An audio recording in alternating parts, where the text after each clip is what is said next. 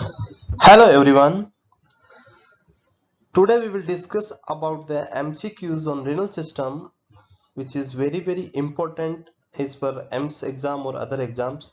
तो हम जो रिनल सिस्टम अभी तक अपन ने कंप्लीट किया था, बहुत सारे डिजीज पोर्शन उसके साथ एनाटॉमी पर्सन, उसमें से अपन वन बाय वन करके अराउंड 3 to 4 लेक्चर्स के अंदर अपन जितने भी एमसीक्यूज है उनके बारे में डिटेल में एमसीक्यू विथ रेशनल अपन देखेंगे वन बाय वन। तो स्टार्ट करते हैं अपन फर्स्ट एमसीक्यू के साथ में। देखते हैं पहला क्वेश्चन। तो बात करें फर्स्ट क्वेश्चन की, यहाँ पे पहला क्वेश्चन दिया हुआ है, you expect a patient in the oliguric phase of renal failure to have a 24-hour urine output less than।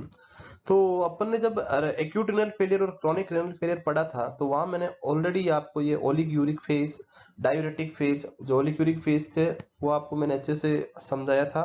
उसके अलावा जैसे पॉलीयूरिया फेज थी सेकंड फेज, वो भी मैंने आपको अच्छे से समझाया था और क्लियरली आपको बताया था कि कितना यूरिन आउटपुट होगा तो हम उसको ओलिग्यूरिक फेज बोलेंगे।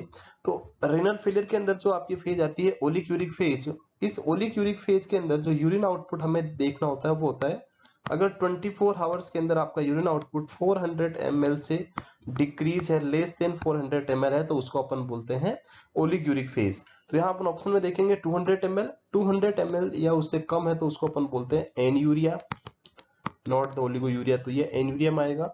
B option 400 ml, C option 800 ml is about to normal और 1000 ml is also about to normal. तो अपना आंसर क्या हो जाएगा, ये दोनों ऑप्शन हो गए आपके लगभग नॉर्मल के बराबर है ये, लेकिन जो 400 ml है वो किसके अंदर आएगा, आपका ओलिग्यूरिक फेज के अंदर। तो यहाँ अपना आंसर क्या हो जाएगा, बी 400 ml। तो करेक्ट आंसर हो गया आपका बी 400 ml।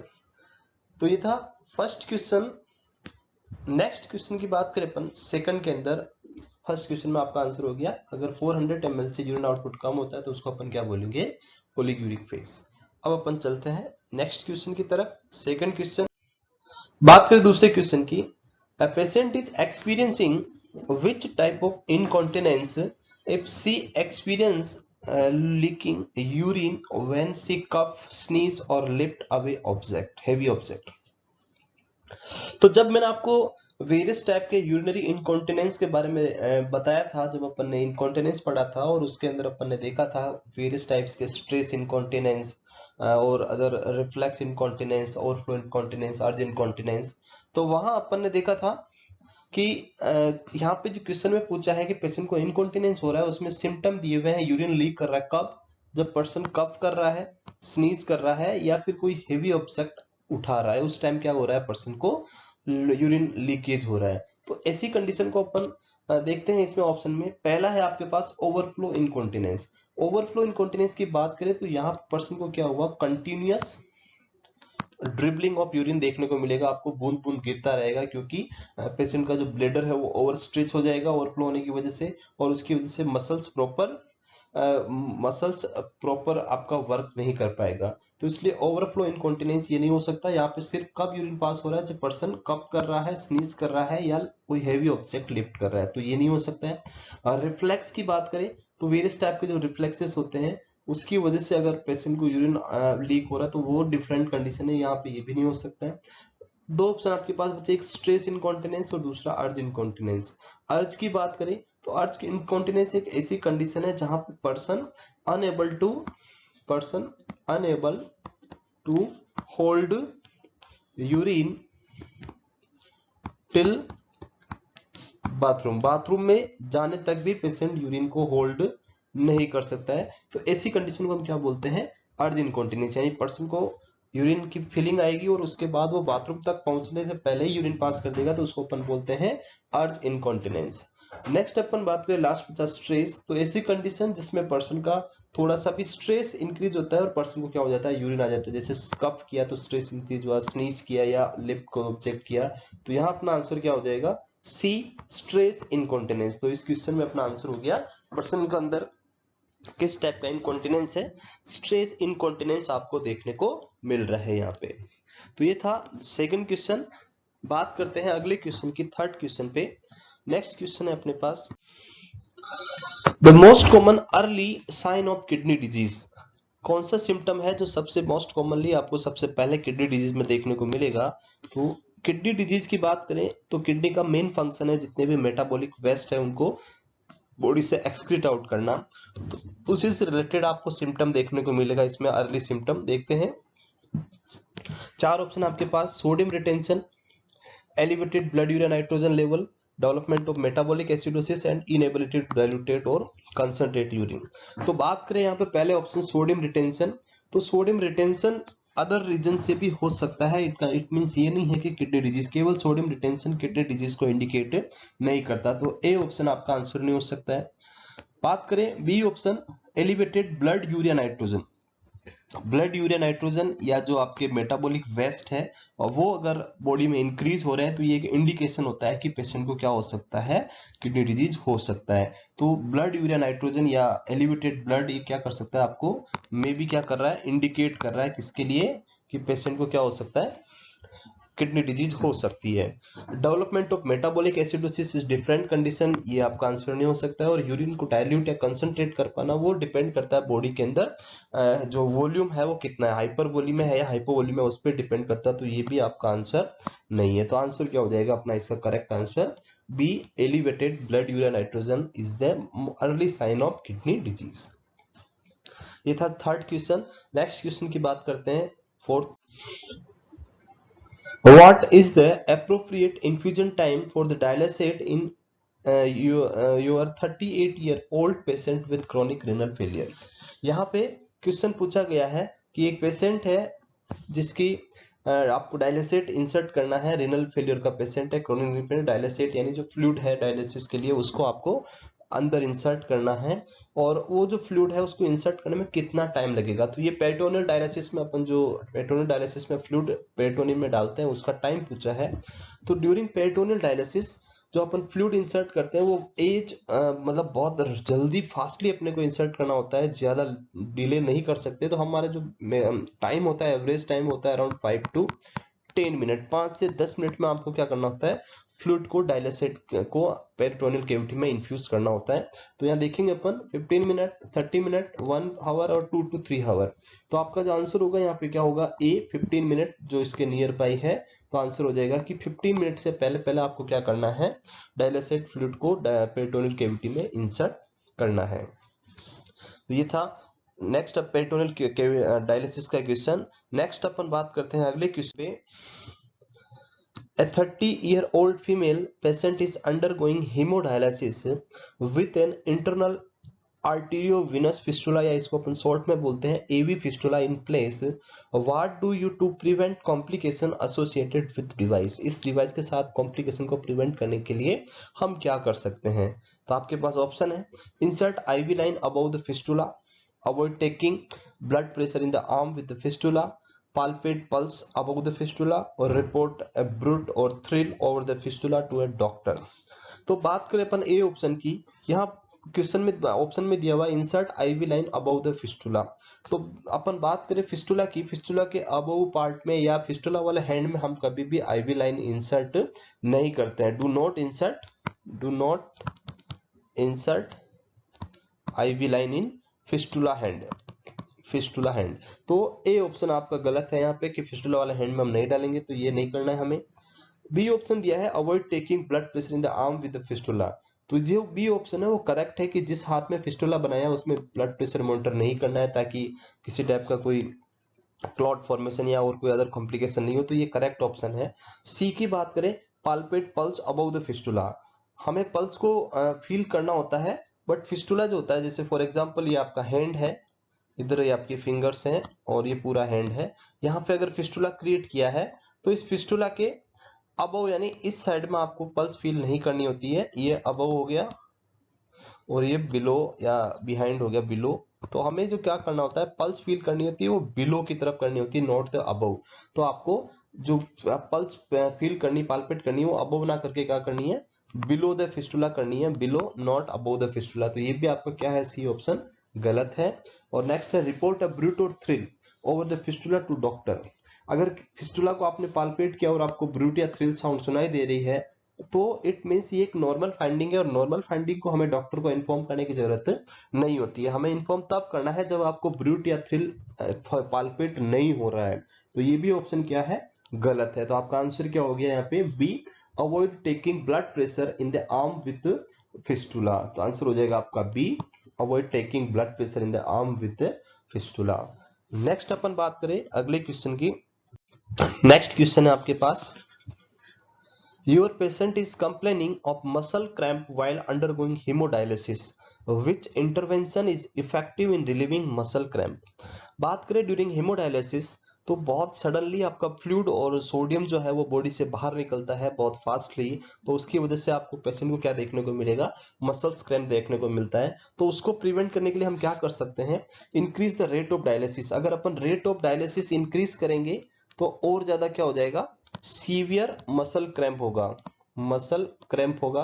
तो हमें रेट ऑफ डायलिसिस इंक्रीज नहीं करनी है। तो ए ऑप्शन आपका गलत है, हमें रेट डिक्रीज कर सकते हैं पर इंक्रीज नहीं करनी है। Infuse normal saline, normal saline हम इन्फ्यूज कर सकते हैं क्योंकि इसके अंदर सोडियम भी प्रेजेंट होता है प्लस वाटर भी है। तो आपका जो सडनली जो वॉल्यूम कम हुआ है वो वापस रिप्लेस हो जाएगा और मे बी आपका मसल्स क्रैम्प क्या हो सकता है, ठीक हो सकता है। तो बी लगभग आपका करेक्ट ऑप्शन है। एडमिनिस्टर 5% डेक्सट्रोज, डेक्सट्रोज के अंदर वाटर होता है बट सोडियम नहीं होगा, तो ये इतना इफेक्टिव नहीं है, इसलिए भी सी ऑप्शन भी यहाँ गलत है। और डी है इंक्रीज रेंज ऑफ मोशन। तो रेंज ऑफ मोशन एक्सरसाइज जो पेशेंट बेड रिडन है उनके लिए यूज होती है, ना कि डायलिसिस में कोई हेल्प करेगा। तो ये भी ऑप्शन गलत है। तो आंसर हो गया आपका यहाँ पे बी, पेशेंट को हमें क्या इंफ्यूज करना है, नॉर्मल सेलाइन इंफ्यूज करना है to prevent the muscle cramp. तो ये था। नेक्स्ट अपन बात करते हैं नेक्स्ट क्वेश्चन की। अगला क्वेश्चन आपके पास, you have a patient that is receiving peritoneal dialysis. Question पूछा है पेरिटोनियल डायलिसिस से related, what should you do when you notice the return fluid is slowly. जब हम पेशेंट को फ्लूइड इंसर्ट करते हैं तो उसको बोलते हैं अपन इन्फ्यूजन। पेशेंट का जो फ्लूइड उसकी बॉडी में प्रेजेंट रहता है उसको बोलते हैं ड्वेल टाइम। और जो वापस अपन पेशेंट को फ्लूइड रिमूव करते हैं तो उस टाइम में अगर फ्लूइड जो रिटर्न हो रहा है वो क्या हो रहा है, स्लोली आ रहा है। यहाँ दिया है ऑप्शन में कि रिटर्न क्या हो रहा है, स्लोली हो रहा है। तो आप क्या करेंगे, check for kink in the outflow tubing, raise the drain bag above the level of the abdomen, place the patient in a reverse Trendelenburg position और ask the patient to cough। तो यहाँ बात करें डी ऑप्शन, कफ यहाँ option में पूछ दिया है कफ करने के लिए पेशेंट को बोलना है। तो पेरिटोनियल डायलिसिस के दौरान हम कफ करेंगे तो जो डायफ्राम कफ करने का जो मैकेनिज्म है वो जो आपका मेन मैकेनिज्म होता है रेस्पिरेटरी ट्रैक्ट के लिए, ना कि एब्डोमिनल कैविटी में कोई इफेक्ट करेगा। तो इसका कोई मतलब नहीं है पेरिटोनियल डायलिसिस में। Next step, place the patient in reverse Trendelenburg position. हम ड्यूरिंग डायलिसिस कभी भी पेशेंट को रिवर्स ट्रेंडलबर्ग पोजीशन में नहीं डाल सकते हैं क्योंकि एब्डोमिनल कैविटी में अपन ने डायलिसिस फ्लूइड भरा हुआ है। हम उसकी पोजीशन को साइड टू साइड चेंज कर सकते हैं बट रिवर्स ट्रेंडलबर्ग नहीं दे सकते हैं, इसलिए ये भी क्या है आपका ऑप्शन गलत है। Rise the drainage bag above the level of abdomen. अगर अपन ड्रेनेज बैग को एब्डोमेन से ऊपर रखेंगे तो ग्रेविटी के थ्रू जो फ्लूइड बाहर आना है वो बाहर नहीं आएगा और ओवरफ्लो रेट क्या हो जाएगी, डिक्रीज हो जाएगी। तो हमें हमेशा एब्डोमेन से बैग को क्या रखना है, बिलो रखना है, ना कि अबव। तो ये भी ऑप्शन क्या है आपका गलत है। और नेक्स्ट लास्ट अपन बात करें, check the kink in the outflow tubing. Kink होने की वजह से मे भी क्या हो सकता है, ड्रेनेज स्लो हो सकता है, इसलिए आपका आंसर करेक्ट क्या होगा इसमें, A, check for kink in the outflow tubing. Next question की बात करें, नेक्स्ट क्वेश्चन आपके पास, your patient become restless and tell you she has a headache and feel nauseous during haemodialysis, which complication do you suspect. आपका patient है जिसको क्या हो रहा है, हेडेक हो रहा है और नोजिया वाली फीलिंग आ रही है ड्यूरिंग हेमोडायलिसिस। तो ड्यूरिंग हेमोडायलिसिस अगर नर्वस सिम्टम दिखाई देते हैं तो ये मोस्ट जो कॉमन इंडिकेट करता है वो इंडिकेट करता है डिसइक्विलिब्रियम सिंड्रोम, बी। इसमें क्या होता है कि जब बॉडी से सडनली वॉल्यूम कम होता है और इलेक्ट्रोलाइट का लेवल कम होता है तो उसकी वजह से बॉडी में क्या हो जाएगा, सडनली आपका लेवल इनका कम होने की वजह से ब्रेन के अंदर इडिमा हो सकता है।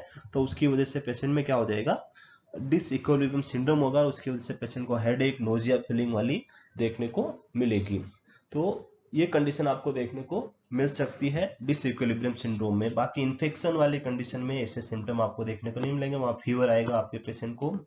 एयर एम्बोलिज्म है तो वहां अलग अदर सिम्टम देखने को मिलेंगे, और एक्यूट हिमोलाइसिस के अंदर भी ये कंडीशन देखने को नहीं मिलेगी। तो आंसर होगा आपका correct B, disequilibrium syndrome. Next question की बात करें, which of the following causes the majority of UTIs, UTI यानी यूरिनरी ट्रैक्ट इन्फेक्शन, UTI यानी आपका urinary tract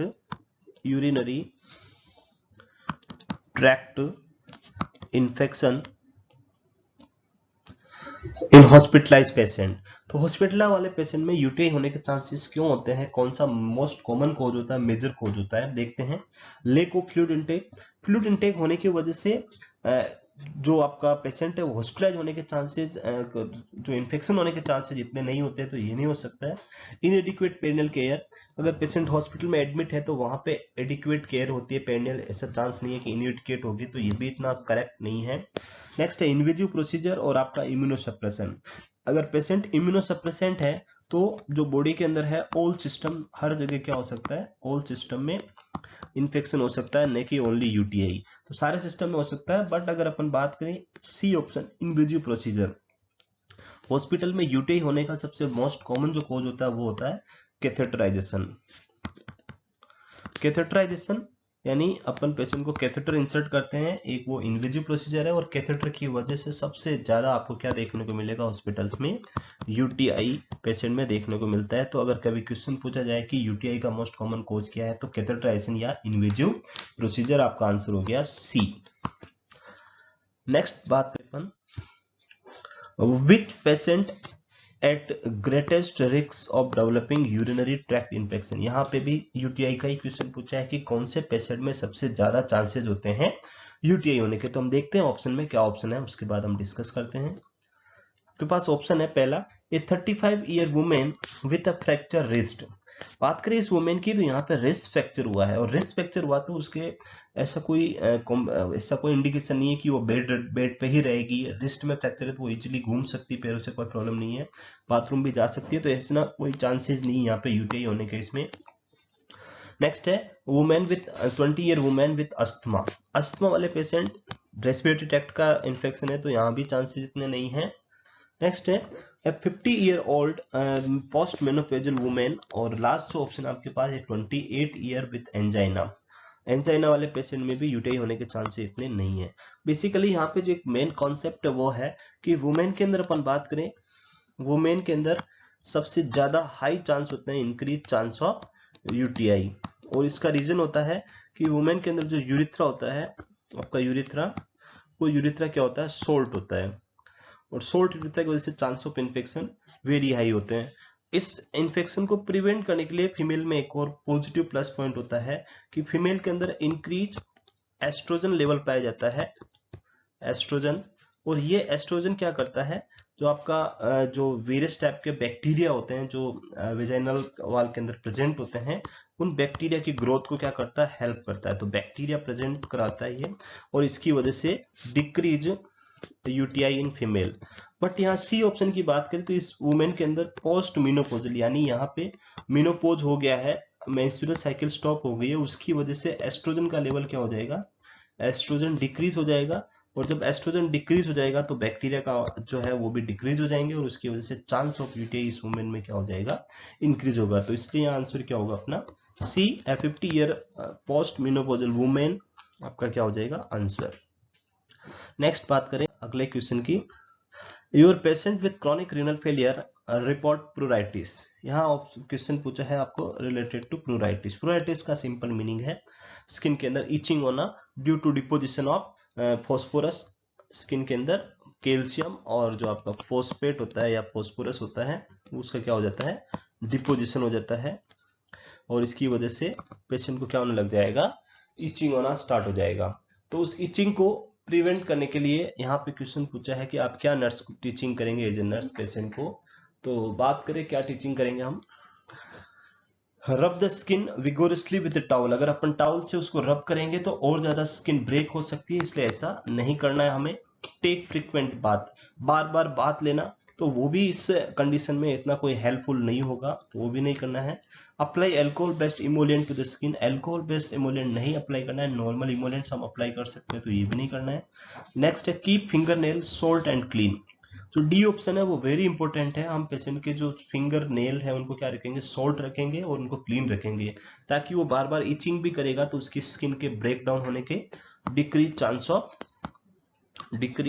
chance of skin breakdown, और स्किन ब्रेकडाउन नहीं होगी तो अदर इन्फेक्शन होने के चांसेस कम हो जाएंगे। तो यहाँ जो ऑप्शन होगा आपका करेक्ट वो क्या होगा, D option, keep finger nail salt and clean. तो याद रखना है प्रैक्टिस में आपको क्या करना है, पेशेंट को फिंगर नेल हमेशा सोल्ट और क्लीन रखना है। नेक्स्ट बात करें अपन अगले क्वेश्चन की, clinical manifestation of acute glomerulonephritis include which of the following. Acute glomerulonephritis की बात करें तो ग्लोमेरुलोनेफ्राइटिस में क्या होता है, ग्लोमेरुलस का जो है वो इन्फ्लामेशन हो जाता है और उसकी वजह से आपको पेशेंट के अंदर वेरियस जो पोर्स होते हैं, आपकी जो लेयर होती है वो डैमेज हो जाती है, उसकी वजह से जो वेरियस टाइप के आरबीसीज है, प्लाज्मा प्रोटीन है, वो लीक होना स्टार्ट हो जाते हैं। तो कौन से सिम्टम आएंगे, तो देखें ए ऑप्शन की बात करें तो वो इंडिकेट करा chills and flank pain, it's related to infection हो सकता है, ना कि ग्लोमेरुलोनेफ्राइटिस का चांस नहीं है यहाँ पे। ओलिगोविरेंट जनरलाइज इडीमा, इडीमा वाली कंडीशन भी ग्लोमेरुलोनेफ्राइटिस में आपको देखने को नहीं मिलेगी। बात करें अदर कंडीशन जैसे हिमेचूरिया एंड प्रोटीनूरिया, तो जो मोस्ट कॉमन सिम्टम आपको ग्लोमेरुलोनेफ्राइटिस में देखने को मिलेगा वो है सी, haematuria and proteinuria.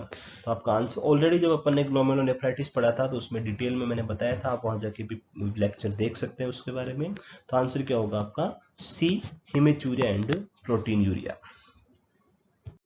Next अपन बात करें, which instruction do you include in the teaching care plan for patient with cystitis receiving फेनाजोपायरिडीन या पायरिडियम जो ड्रग्स होती है।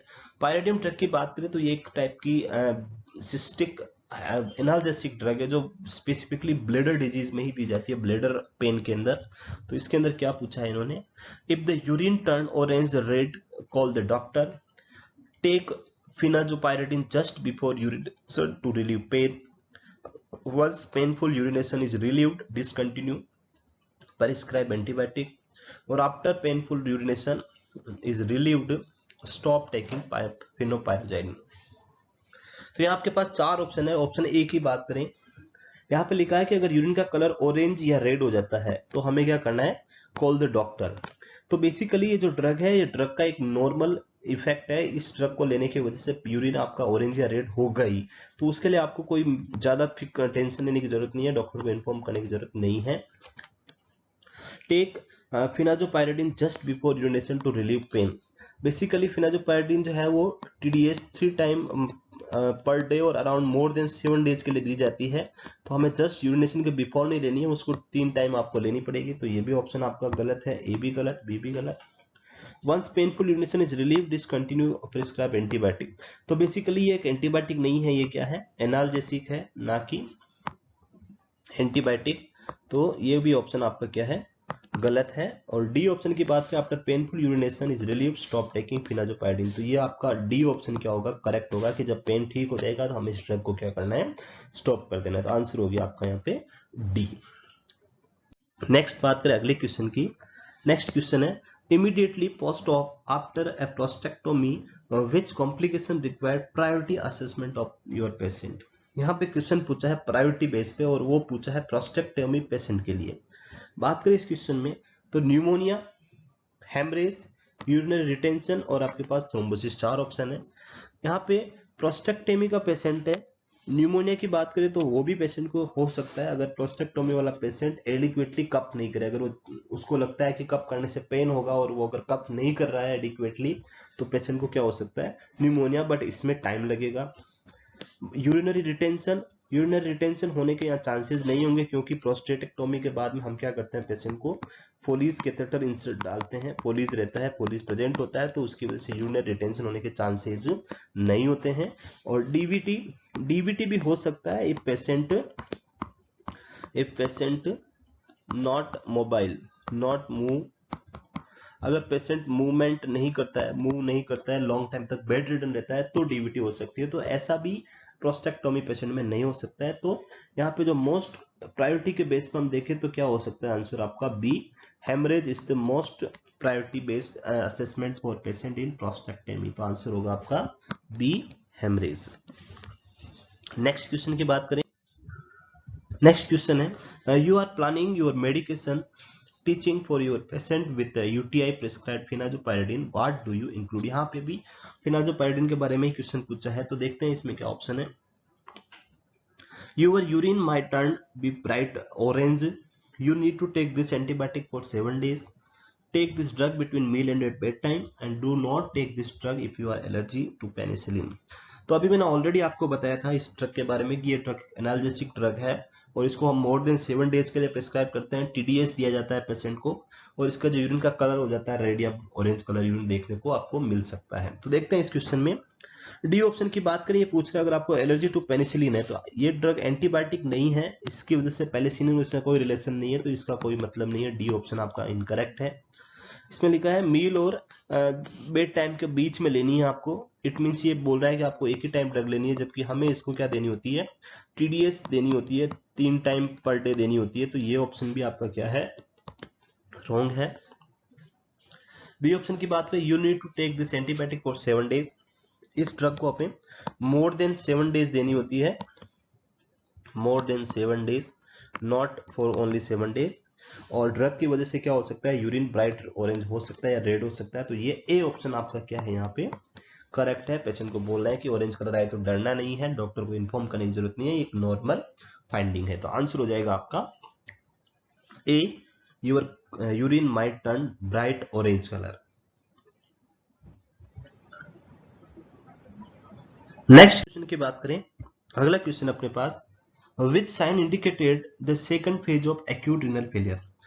रीनल फेलियर अपन ने जब पढ़ा था तो उसमें अपन ने देखा था पहली फेज थी ओलिगुरिया फेज, सेकंड हाइड्रोनेफ्रोसिस है जिसको अपन बोलते हैं पोलिक्यूरिया फेज, जिसमें बहुत ज्यादा यूरिन आता है। तो सेकंड फेज पूछा है, कौन सी कंडीशन आपको सेकंड फेज इंडिकेट कर रही है। तो यहाँ पे ऑप्शन है A, daily doubling of urine output 4 to 5 litre, urine output less than 400 ml, urine output less than 100 ml और स्टेबिलाईजेशन ऑफ रीनल फंक्शन। तो अगर अपन बात करें स्टेबलाइज हो गया है तो इट मींस पेशेंट वापस क्या आ गया है, नॉर्मल स्टेज में आ गया है, वो आपकी थर्ड स्टेज ऑफ वापस पेशेंट रिकवरी फेज में है। ये किसको इंडिकेट कर रहा है, रिकवरी स्टेज, रिकवर हो गया है पेशेंट। अगर 100 ml पर डे आ रहा है तो इट मींस पेशेंट किस में चला गया है, एंड स्टेज रीनल डिजीज में चला गया है। 100 ml से लेस देन है तो वो एंड स्टेज रीनल डिजीज है, वो सेकंड स्टेज नहीं हो सकती है। अगर पेशेंट का यूरिन लेस देन 400 ml है तो वो आपकी ओलिगुरिया फेज है, ओलिगुरिया फेज फर्स्ट फेज। लेकिन अगर यूरिन आउटपुट डबल हो जाता है 4 to 5 ml हो जाता है तो इट मींस ये पोलीयूरिया हो रहा है, और पोलीयूरिया इंडिकेट करता है आपकी कि किडनी वापस क्या हो गई है, रिकवर हो गई है। और रिकवर वाली फेज होती है आपकी सेकंड फेज, जहां पे बहुत ज्यादा यूरिन आउटपुट आपको देखने को मिलेगा। तो आंसर क्या हो गया आपका इसमें, A, daily doubling of urine output indicating the second phase of acute renal failure. Next question की बात करते हैं, a patient diagnosed with sepsis from a UTI is being discharged, what do you plan to include in her teaching, discharge teaching। तो यहाँ पे जो patient है वो यूटीआई का पेशेंट था, यूरिनरी ट्रैक्ट इन्फेक्शन था पेशेंट को और उसको डिस्चार्ज मिला है, तो हमें उसको क्या नर्स एडवाइस करना है, टेक कूल बाथ। कूल बात करने से और यूटीआई का कोई रिलेशन नहीं है, कूल बात it's okay, not related to sepsis और यूटीआई, तो ये ऑप्शन सही नहीं है। Use avoid use tampon, it's ये भी रिलेटेड टू यूटीआई नहीं है। सी है अवॉइड सेक्सुअल एक्टिविटी, तो सेक्सुअल एक्टिविटी अवॉइड करना कोई इसका यूटीआई का पार्ट नहीं है। हाँ बस इसमें इतना ध्यान रखना था, आफ्टर सेक्सुअल एक्टिविटी जो है यूरिन पास करना इंपॉर्टेंट होता है, यूरिन पास कर सकते हैं, उससे क्या होगा, यूटीआई होने के चांसेस डिक्रीज हो जाएंगे। लास्ट है D, decrease drink 8 to 10 oz glasses of water. तो यहाँ पे डी ऑप्शन जो है वो बहुत ही इंपॉर्टेंट है, क्योंकि जब हम बार बार अराउंड दिन में 2 to 3 लीटर अगर अपन वाटर इनटेक करेंगे तो उससे क्या होगा, ब्लैडर के अंदर जो है बैक्टीरियल ग्रोथ होने के चांसेस, बैक्टीरियल ग्रोथ होने के चांसेस कम हो जाएंगे और बैक्टीरियल ग्रोथ डिक्रीज हो जाएगी, तो उसकी वजह से वापस यूटीआई होने के चांसेस क्या हो जाएंगे, डिक्रीज हो जाएंगे। तो हमें बार बार यूरिन पास करना है ताकि जो बैक्टीरिया है वो बाहर निकल जाए और अदर ग्रोथ होने के चांसेस कम हो जाए। तो डी ऑप्शन आपका क्या है इसमें करेक्ट है, डी। नेक्स्ट क्वेश्चन की बात करें, नेक्स्ट क्वेश्चन है after the first haemodialysis treatment your patient develop a headache, hypertension, restlessness, mental confusion, nausea and vomiting, which condition is indicated. Already मैंने आपको अभी बताया था हीमोडायलिसिस की वजह से बहुत सडनली फ्लूइड और आपके इलेक्ट्रोलाइट निकाले जाते हैं तो इसकी वजह से सिंड्रोम होता है, इसको अपन बोलते हैं डिसइक्विलिब्रियम सिंड्रोम। तो ऑलरेडी मैंने आपको प्रीवियस क्वेश्चन में डिस्कस किया था। तो चलते हैं हम अगले क्वेश्चन की तरफ। Next question, your patient had surgery to form an AV या arteriovenous fistula for haemodialysis, which information is important for providing care for the patient। AV fistula बनाया जा रहा है हीमोडायलिसिस के लिए, तो उसमें कौन सी अपने लिए सबसे इंपॉर्टेंट इंफॉर्मेशन है पेशेंट को प्रोवाइड कराना। The patient should feel pain during initiation of dialysis, जब डायलिसिस स्टार्ट करेंगे तब पेन होगा, ऐसा बोलना। The patient feel best immediately after the dialysis treatment, dialysis के बाद जस्ट आफ्टर पेशेंट बहुत अच्छा फील करेगा। Using a stethoscope for ausculting the fistula is contraindicated, or taking a blood pressure reading on affected arm can cause clotting on the fistula। तो यहाँ पे अपन बात करें कि पहला जो ऑप्शन दिया, the patient should not feel pain during initiation of dialysis. जब अपन डायलिसिस इनिशिएट करेंगे फिस्टुला के थ्रू, तो फिस्टुला में हमें नीडल प्रिक करनी होती है और उससे थोड़ा बहुत पेन होता है, तो ये ऑप्शन आपका ए गलत है। डायलिसिस के just after may be other complication आ सकते हैं, इसलिए उसको बेटर फील वाले चांस नहीं है। और नेक्स्ट स्टेथोस्कोप से ऑस्कल्टेट करना कॉन्ट्राइंडिकेटेड नहीं होता है, हमें ऑस्कल्टेट करना होता है थ्रिल और ब्रूट के लिए, तो ये भी ऑप्शन गलत दिया है, यहाँ नॉट कॉन्ट्राइंडिकेटेड दिया है इसलिए। लेकिन जो डी ऑप्शन लिखा है कि taking blood pressure reading is affected arm can cause clotting to fistula, तो ये बिल्कुल करेक्ट है। यही हमें बोलना है पेशेंट को कि आपको इसमें बीपी नहीं लेनी है, नहीं तो फिस्टुला में क्या हो सकता है, क्लोटिंग हो सकती है। तो डी ऑप्शन आपका क्या है करेक्ट है। नेक्स्ट क्वेश्चन की बात करें अपन आगे, what is the best way to check the patency of AV fistula for haemodialysis. अगर एवी फिस्टुला बनाया हुआ तो सबसे बेस्ट कैसे हम फिस्टुला को चेक करेंगे। Pinch the fistula and not the speed of filling of release. Patient को जो फिस्टुला उसको अपन पिंच करके उसको वापस फिलिंग होने की स्पीड देखेंगे, तो ऐसा नहीं करना है, कभी भी फिस्टुला को पिंच नहीं करना है, प्रेस नहीं करना है हमें। Use a needle and syringe to extract blood from fistula, कभी भी फिस्टुला वाली साइड पे हमें नीडल पंक्चर नहीं करना है।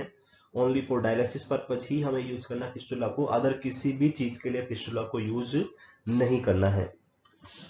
Check for capillary refill of the nail bud on the extremity, इससे कोई फिस्टुला को मतलब नहीं है वो वर्किंग है या नहीं है, उससे पता नहीं चलेगा।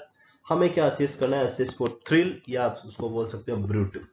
थ्रिल और ब्रूट के लिए हम क्या करेंगे, फिस्टुला के ऊपर ऑस्कल्टेट करके देखेंगे, आपको वाइब्रेशन साउंड आ रही मतलब थ्रिल प्रेजेंट है, और एक टिक टिक साउंड आ रही मतलब ब्रूट प्रेजेंट है, तो ये क्या है, फिस्टुला प्रॉपर वर्किंग है। तो आंसर हो गया आपका यहाँ पे D, palpate the fistula throughout its length to assess the thrill।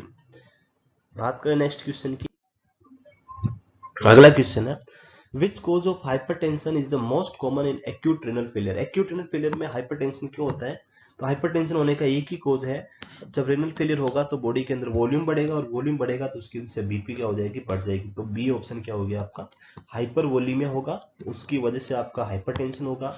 Patient को पल्मोनरी एडिमा भी देखने को मिलेगा, हाइपोवोलीमिया की वजह से बीपी बढ़ेगा नहीं, और anaemia is not the major related to hypertension. तो आंसर क्या हो गया आपका B, hypervolemia is the most common cause of hypertension in the acute renal failure। Next question की बात करें, your patient returned from the operating room after abdominal aortic aneurysm repair, which symptom is a sign of acute renal failure। Patient अगर operating room से आया है और आपको कौन सा सिम्टम इंडिकेट कर रहा है कि पेशेंट को एक्यूट रेनल फेलियर हो सकता है, देखते हैं। Anuria, anuria is the urine output less than 100 ml या 200 ml से भी अगर कम यूरिन आ रहा है तो उसको अपन बोलते हैं anuria. Diarrhoea is not related to renal failure. Oliguria less than 400 ml और vomiting not related to this. तो जो एक्यूट रेनल फेलियर वाली कंडीशन है उसमें आपको ओलिगूरिया देखने को मिल सकता है, एन्यूरिया दिखाई दे रहा है, मतलब पेशेंट किसमें चला गया है, बिल्कुल एंड स्टेज रेनल डिजीज में चला गया है, तो वो कंडीशन बहुत लेटर होना आती है, तो ये कंडीशन नहीं हो सकती। आंसर क्या होगा आपका यहाँ पे सी, ओलिक्यूरिया आपका इसका करेक्ट आंसर है। बात करेंगे क्वेश्चन की, नेक्स्ट क्वेश्चन है, a patient returned from surgery with an indwelling urinary catheter in place and empty. 6 hours later the volume is 120 ml. The drainage system has no obstruction with intervention has priority. तो किसी भी patient जो urinary catheter के साथ आपके ward में अगर surgery के बाद आता है, उसका बैग पूरी तरह से एम्प्टी है, अगर आप 6 आवर्स बाद उसको देख रहे हो तो उसके अंदर यूरिन आया 120 ml. इट मीन्स 120 ml यानी हम देखें तो 20 ml पर हावर आपको क्या मिला है, यूरिन मिला है. लेकिन अगर किसी भी पर्सन की सर्जरी के बाद अगर आप यूरिन देख रहे हो तो आपको मिनिमम 30 ml पर हावर यूरिन आउटपुट होना नेसेसरी होता है. अगर पेशेंट का 120 ml आया मतलब यूरिन आउटपुट क्या है, नॉर्मल से कम है. तो देखते हैं ऑप्शन में, give 500 ml of bolus isotonic saline. हम बोलस दे सकते हैं यूरिन आउटपुट को बढ़ाने के लिए, बट विथ डॉक्टर प्रिस्क्रिप्शन हम अपने हिसाब से बोलस नहीं दे सकते, तो ये ऑप्शन अपन नहीं कर सकते directly. Evaluate the patient circulation and vital sign. Flush the urinary catheter with sterile water और saline. Place the patient in shock position and notify the surgeon. तो बेसिकली यहाँ अपन देखें तो इस कंडीशन में जो मोर इंपोर्टेंट है वो है कि हमें क्या करना है, पेशेंट के वाइटल साइन चेक करना है, सर्कुलेशन को चेक करना है, उसके बाद डॉक्टर को इन्फॉर्म करना है कि यूरिन आउटपुट क्या है, बहुत ही कम आया है पेशेंट का प्रीवियस 6 आवर्स के अंदर.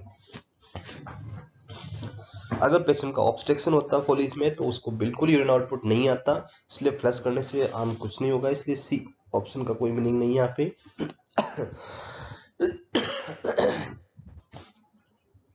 नेक्स्ट क्वेश्चन की बात करें, अगले क्वेश्चन पे चलते हैं.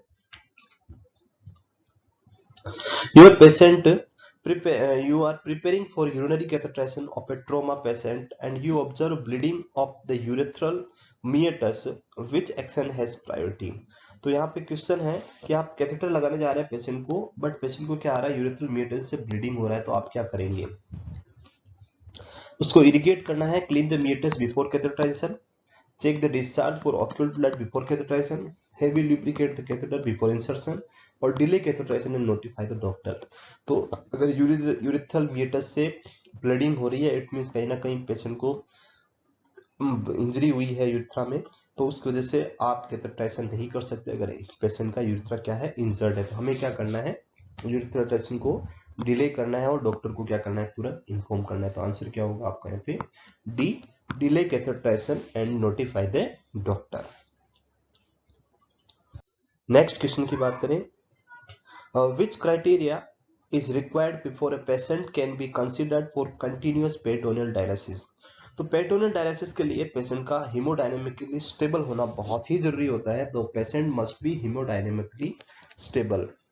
The vascular access must have healed. तो वास्कुलर एसिस हील्ड हुआ नहीं हुआ उससे हमें कोई प्रॉब्लम नहीं है. The patient must be in home setting. Patient home setting में नहीं भी हो, हॉस्पिटल में भी हम कर सकते हैं, ऐसा कोई नेसेसरी नहीं है. और हीमोडायलिसिस फेल होना जरूरी नहीं है. तो यहाँ पे ऑप्शन जो करेक्ट है वो क्या है कि हीमोडायनेमिकली जब स्टेबल है तभी हम पेरिटोनियल डायलिसिस कर सकते हैं, उसके बिना नहीं कर सकते. तो आंसर क्या है, ए.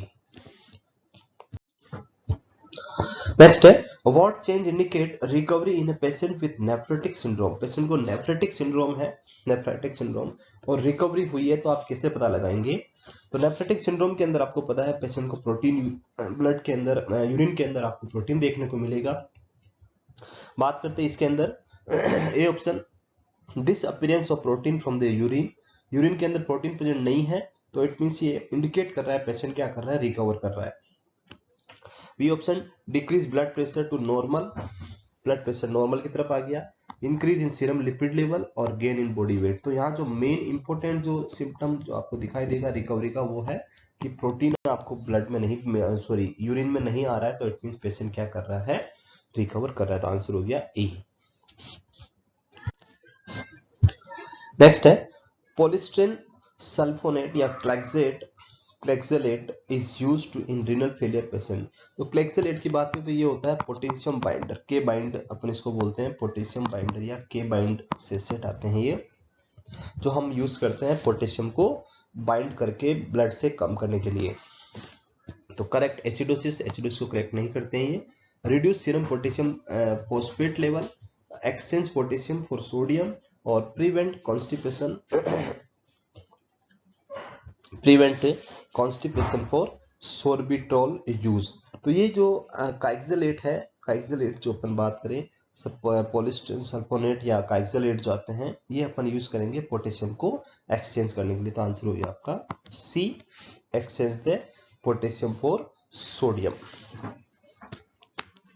नेक्स्ट क्वेश्चन की बात करें अपन,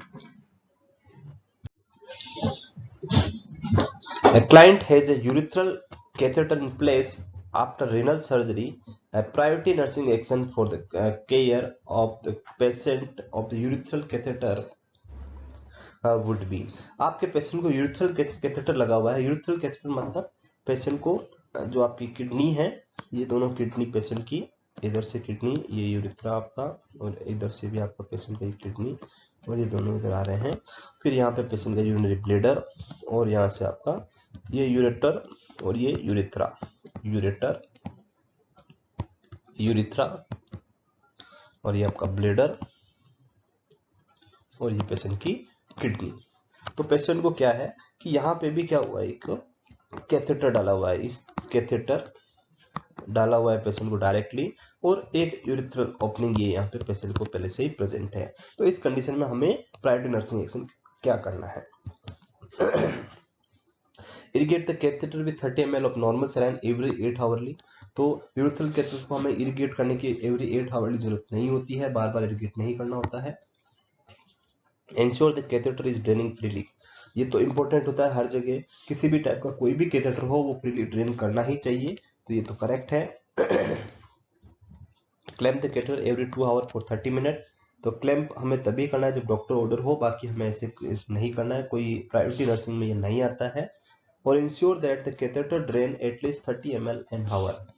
तो यूरिथ्रल कैथेटर 30 ml पर हावर ऑलरेडी अपन ने अभी डिस्कस किया था कि पेशेंट का यूरिन आउटपुट पर हावर 30 ml होना चाहिए, बट इसमें सिर्फ यूरिथ्रल कैथेटर नहीं है, यहाँ पे यूरिथ्रा से भी यूरिन आएगा, तो दोनों को मिला के क्या होना चाहिए, 30 ml होना चाहिए, ना कि ओनली यूरिथ्रल कैथेटर से।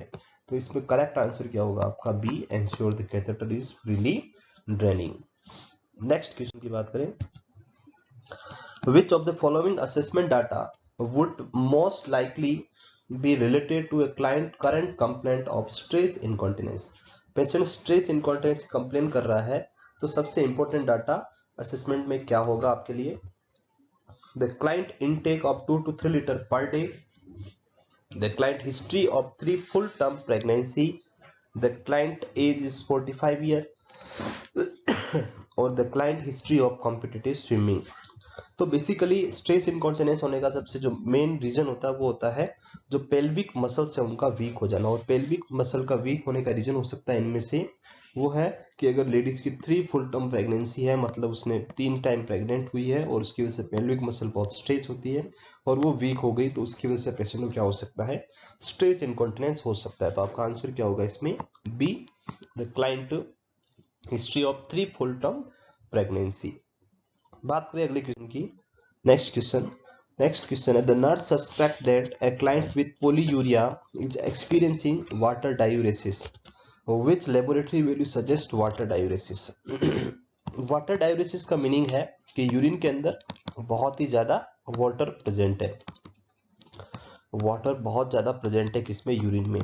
जब यूरिन के अंदर वाटर का अमाउंट ज्यादा होगा तो यूरिन की जो ऑस्मोलिटी है, ऑस्मोलारिटी यूरिन की, वो भी डिक्रीज हो जाएगी। यूरिन का जो अपन देखते हैं इसमें स्पेसिफिक ग्रेविटी है, high urine specific gravity. High specific gravity तब होगी जब यूरिन के अंदर वाटर का अमाउंट क्या होगा, डिक्रीज होगा। यहाँ पे तो वाटर का अमाउंट ज्यादा है, तो मतलब यूरिन स्पेसिफिक ग्रेविटी क्या होनी चाहिए थी, लो होनी चाहिए थी। ये आपका आंसर नहीं हो सकता है। हाई यूरिन ऑस्मोलिटी भी इंडिकेट करता है कि बॉडी के अंदर वाटर का अमाउंट क्या है, कम है, तो ये भी गलत है।